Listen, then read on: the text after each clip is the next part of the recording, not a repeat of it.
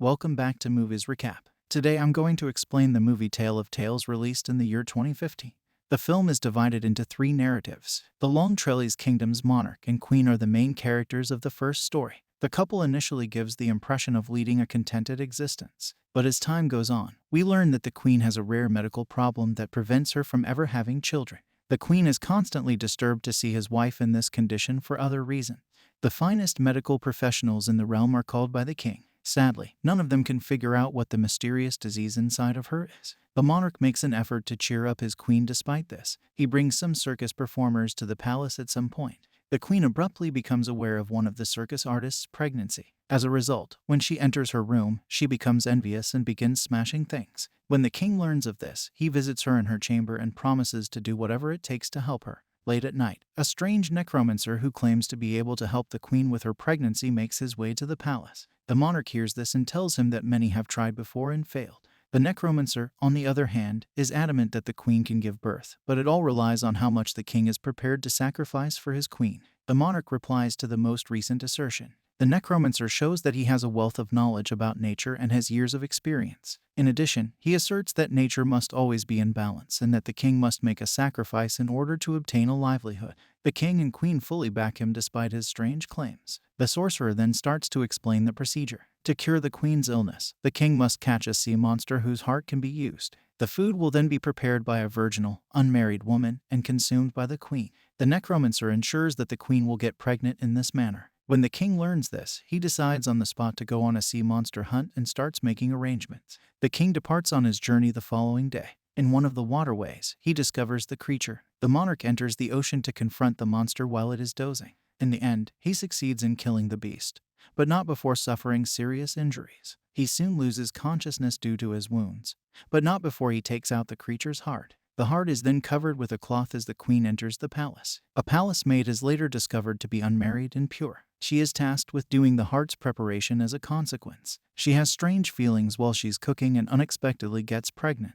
The monarch quickly devours the heart before giving birth. The queen and the maid both give birth to children in the following scenario. The lads appear to be of similar age. Elias, the son of the monarch, and Jonah, the son of the maid. The story then jumps ahead 16 years, at which point the kids have grown up. The queen, who believes she has been granted a second chance at life, is enjoying her life with her son Elias. The two children, who appear to be twins and were born on the same day, are not your normal kids, though, as the sea monster is symbolized by the white tone of their hair. They are incredibly close and have a strong relationship. On the other side, the queen despises their friendship. She tells her son that he is not allowed to be companions with Jonah, the son of the maid, because he is a prince. In spite of this, Elias continues to meet with Jonah while ignoring his mother. Later, we also learn that the kids have a special method of breathing underwater. The queen threatens her maid in the following scene, telling her that she and her child will be expelled from the country if she doesn't stop her boy from meeting Elias. The two still meet frequently and appear indifferent. When Jonah visits the monarch while dressed as Elias,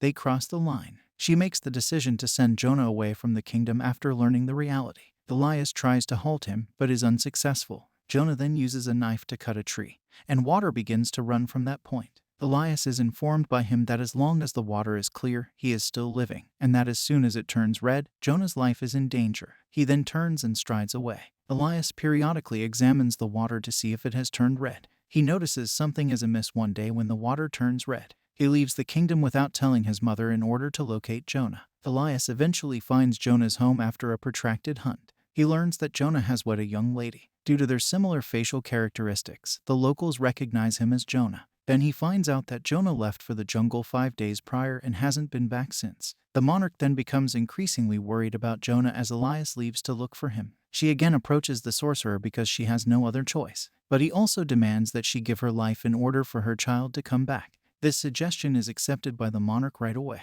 Jonah is seen hurt elsewhere inside a tunnel. Then a flying creature attacks and tries to murder him. Elias finds Jonah and dispatches the monster with his blade after hearing him scream. Elias doesn't realize that the monster is actually his mother, but that is what was decided. A life for a life. The first narrative comes to a close when Elias takes the throne of the kingdom in the final scene. The second story is then presented to us, the monarch and two senior citizens. The main characters of this story are Emma and Dora. The monarch is a very lustful man who is surrounded by women all the time.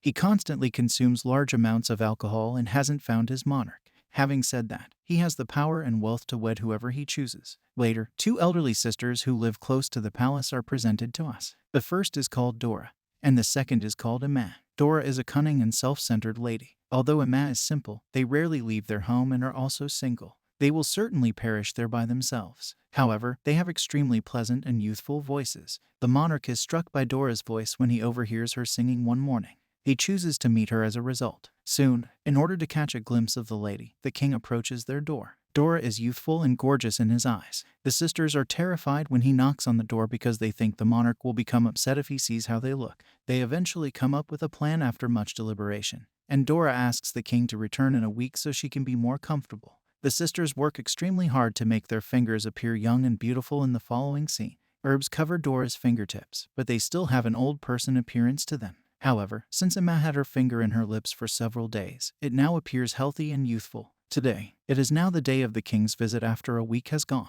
As the king approaches, Dora displays Emma's finger rather than her own.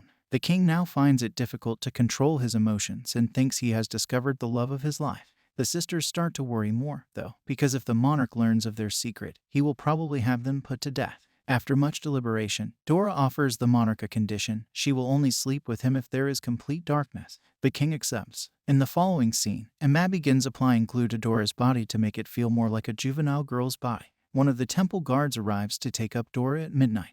The king and Dora fall asleep in the darkness of the palace, but when morning comes, he discovers that he spent the night with an aged and unsightly woman. He commands his guards to toss Dora out the window because he is furious. She fortunately endures the fall. Dora sees magic in the forest as a witch enters it and discovers her using her abilities. The witch transforms Dora into a lovely girl with long tresses. The monarch goes hunting the following day and falls in love with young Dora while there. At first sight, he chooses to make her the queen and takes her to his castle. While Dora is unaware of how she changed into a young girl, she is aware of her sibling Emma. She extends an invitation to Emma, who is still in shock over her transformation, to attend her nuptials. Dora sarcastically responds to Emma's question about how she got young by peeled off her old flesh. Emma, who believes it to be true, goes to a blacksmith to have her old skin peeled in return for a necklace. The blacksmith seems to be less intelligent than Emma. He drags her into the forest, ties her to a tree, and strips off all of her flesh. The next scene shows Emma returning to the castle in a precarious condition, and she shortly dies. Elsewhere, the magic that transformed Dora into a young girl doesn't last long. Her face starts to wrinkle, and she starts to age. She flees the palace after realizing she is getting older. The story comes to a sad conclusion as Dora fully changes into her older self.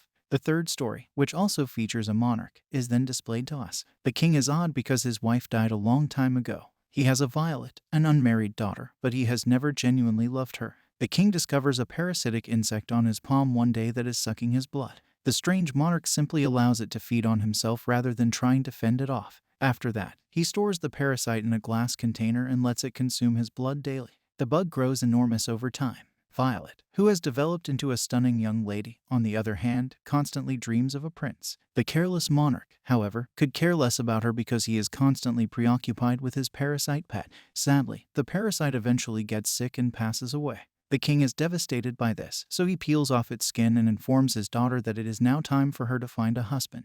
He claims that he will hold a contest, and the winner will be given the opportunity to wed her. When Violet learns this, she is relieved but also a little disappointed because she had hoped to find a spouse on her own. She nonetheless accepts the king's choice. The challenge will soon be announced throughout the kingdom. The parasite's skin is on exhibit in the king's palace, and he declares that the winner will be the first person to correctly identify the insect. No matter how hard they try, no one can accurately respond because that insect has never gotten that large or old. An odd-looking ogre bursts into the castle at that precise moment. The king reluctantly agrees to let him take part in the tournament. Then, after smelling the epidermis, the ogre deduces the right response. Upon learning this, a distraught Violet flees to the top and makes an effort to end her life. The monarch, however, reassures her by asserting that he is unable to go back on his word. Having no other option, Violet ultimately decides to concur. The monster drags Violet deep into the mountains in the following scene, where she sobs for days. She spots another woman on a neighboring mountain one day when he goes hunting. She pleads for assistance while outlining the entire situation to her. Additionally, the woman expresses sympathy for her and pledges to assist her. The woman and her family show up the following day to retrieve Violet. The ogre shows up as they are crossing, but they are able to cut the rope, causing him to collapse. Later, the monster locates the family and begins to murder them one by one. Then, after chasing Violet into a crevice, He starts to embrace her. Violet also acts as though she cares. But the second he looks elsewhere, she stabs him to death. The ogre's severed skull is placed next to everyone when Violet enters the palace in the following scene. She continues, "This is the husband you selected," before breaking down in tears. The scene also breaks the king's heart, and he drops to his knees. The movie concludes here as Violet ascends to the throne as queen of the kingdom. All of that came from the movie. I'm hoping you enjoyed it. To support us, like this article and subscribe for more like it. If you want us to summarize your favorite movie, please leave a remark as well. Till then, be careful.